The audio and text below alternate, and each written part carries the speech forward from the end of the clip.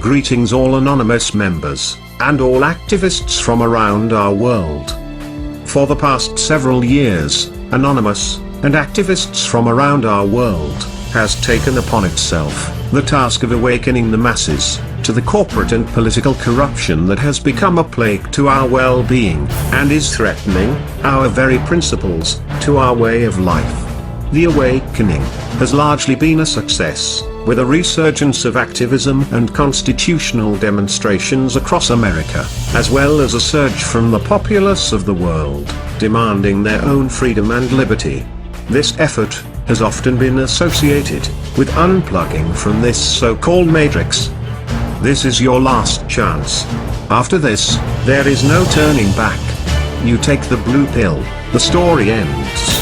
You wake up in your bed, and believe whatever you want to believe. Or, take the red pill, you stay in a dreamland, and you will see how deep the dream goes. Remember, all that we are doing is offering the truth. Nothing more. However, we have noticed that a crucial aspect of this process has been highly disregarded. What happens to someone once they realize that they have been lied to for their entire life? Many have described it as an overwhelming shock, often full of every negative emotion imaginable. Anger, rage, fear, helplessness, senselessness, hopelessness. This is a perfectly natural response. However, we must be mindful of how we recuperate from such a state of being. Oftentimes, we become distrustful of everything that we are told. While it is crucial to question everything, part of that requires studying the facts, and acknowledging when the truth is presented. It has become habitual for people to assume that every negative thing in the world is the result of a false flag operation, or a corrupt government or corporate organization. It is easy to place the blame on those you despise, whether it is your local or federal government, your police department, or any other convenient entity. This often leads to jumping to conclusions, rather than examining the facts that are available. In doing so, we have unplugged from the matrix in which we were born, only to plug ourselves into an alternate matrix that we have created ourselves from the fabrics we still cling to, from our first reality. One example of this second stage, a self-created matrix, was previously explained in Operation Romper Stomper. Americans have become so distraught over war propaganda that a blanket belief exists where hatred for Muslims is now encouraged.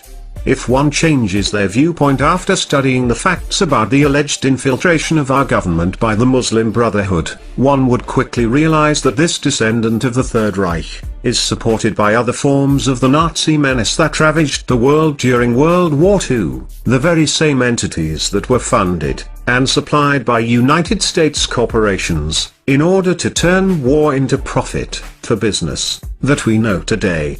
Despite what your evening news may tell you, this is not that of a people or religious agenda, any more so than previous belief systems. The obvious sign of being stuck in one's own matrix would be the numerous people who inform others that Osama bin Laden was an asset for the CIA, that 9/11 was an inside job, and that the United States has been training and funding ISIS, or ISIL, or IS, or whatever, all while simultaneously warning you about the evil of Muslims and the terrorist religion of Islam. Such arguments provide a direct contradiction to each other, that appears to go unnoticed more often than not. Another clear example would be the public reaction towards officer-involved shootings, and in some cases, murders. We have a growing issue in the United States as well as the world, where life often resembles that of a police state. It is documented fact that the Supreme Court ruled, police are intended to uphold the law, rather than protect and serve the citizens in their community. The Pentagon has been running programs to provide local police departments with militarized equipment that are no longer being used in the illegal wars overseas. Peaceful protests are often met with SWAT-style tactics, while journalists and demonstrators alike find themselves arbitrarily arrested and abused for expressing their constitutionally protected rights.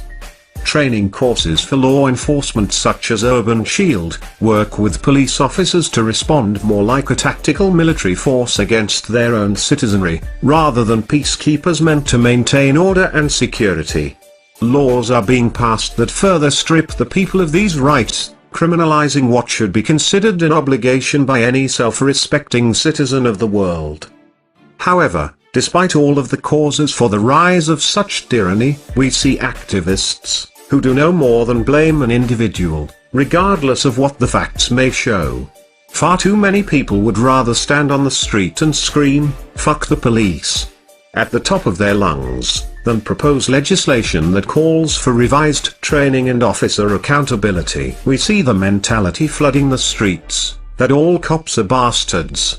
We see accusatory statements against all police, and statements that if there were any good cops, they would stop the bad cops. However, we see no mention of the fact that when a good cop does in fact arrest or stop a bad cop, they are ordered by their superiors to let them go. In one specific case, a woman was harassed by officers from multiple departments for arresting an officer who was in violation of the law. You see, good cops are suppressed by the system, and are met with malice any time they demand the very accountability that we demand ourselves. The problem lies within the system. The training officers receive, that tells them, the public wants to kill them, instilling fear in an otherwise respectable peace officer. The complete disregard for use of force procedures, which have also been altered over time, to include more and more acceptable use of deadly force.